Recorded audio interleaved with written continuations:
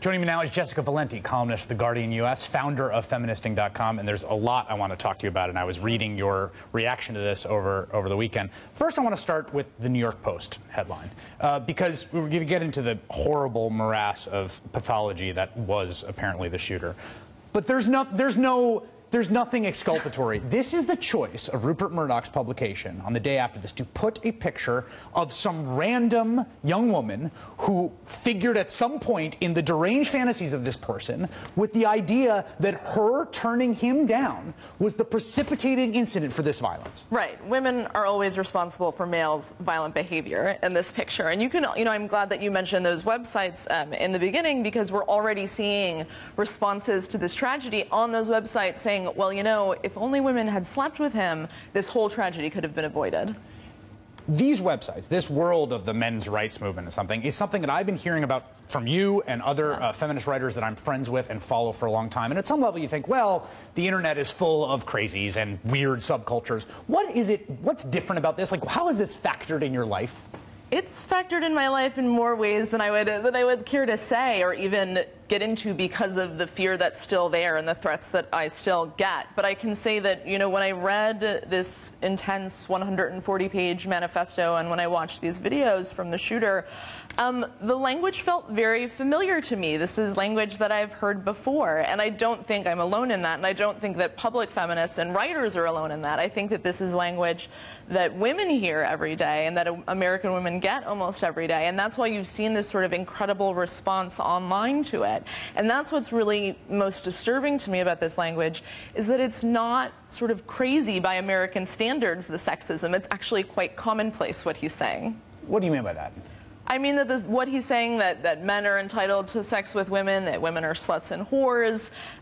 This is stuff that we hear every day. It's stuff that we hear online. It's stuff that we hear in the streets. It's not unusual for young men to say these kinds of things, yet he's being painted as, crazy for saying them. Yeah, and we should note here, I mean, I want to sort of cordon off what he did, and obviously the horror of that and the distinct psychological issues that he was dealing with. This is not to say that some website writer is responsible for this, just so that's clear.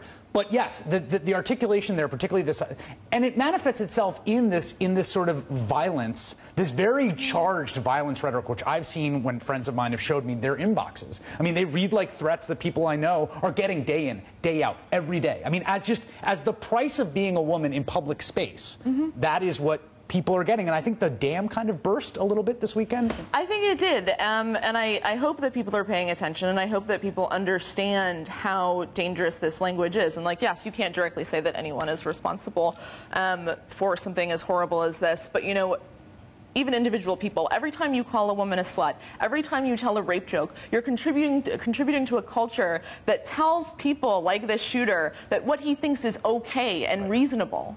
I want to bring in Shannon Watts, founder of Moms Demand Action for Gun Sense in America. And Shannon, I wanted to talk to you because we've covered a bit on this show what you and other people in Moms Demand Action have been subjected to in response to your activism.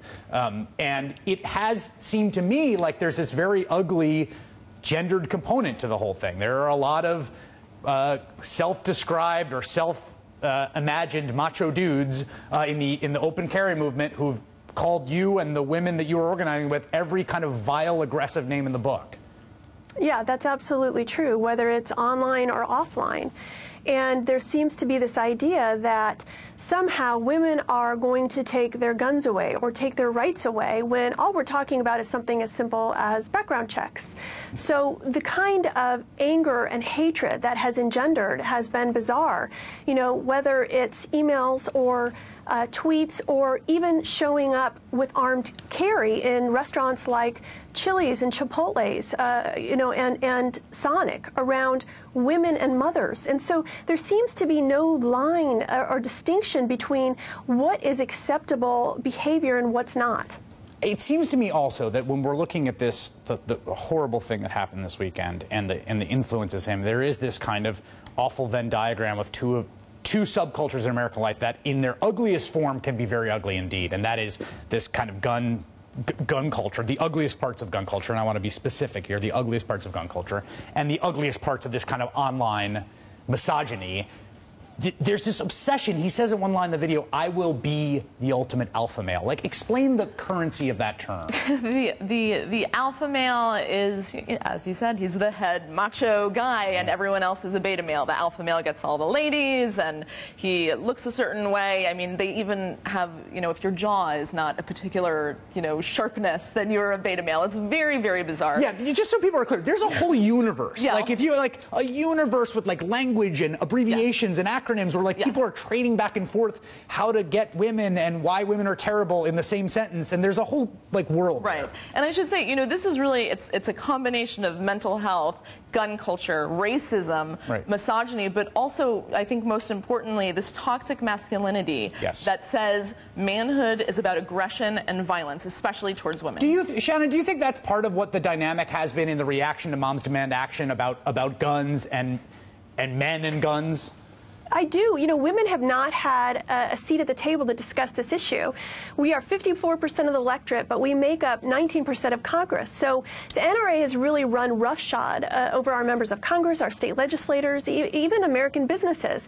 And women have not had a voice. And now we are speaking up. After Sandy Hook, after 20 innocent first graders were gunned down in the sanctity of an elementary school classroom, and then we find out that 8 children are shot and killed in this country every day, our voices can't be silenced anymore. Our votes won't be silenced anymore. We are going to speak out. And I do think that intimidates certain members of the gun extremist culture, not to mention the leadership of the NRA. I gotta say, I'm amazed always at the kind of obsessions in the world of the kind of reactionary trolls and with this kind of gun stuff and alpha male stuff, that there's just this constant pathological insecurity, fear, obsession with their status as men or in society that it just seems like a prison, frankly. I mean, it seems like a horrible way to live, but is this kind of roiling anger at women, at society, at a place that they feel dislocated from? I used to find it really sad, and I used to have empathy towards them, and I would say, God, what a miserable way to live. To go about life, to think this way about yourself and about women and gender relations.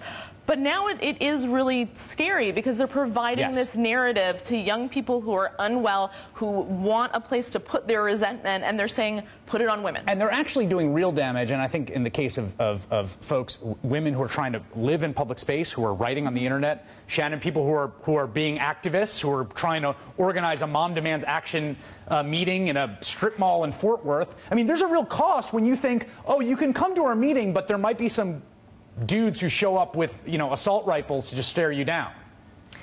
I think that this has been seen in America over and over when there's an issue that hits close to a nerve, and we're seeing it now. In my opinion, that means we're winning. We are going to win this war against gun extremists who have set the policies in this country.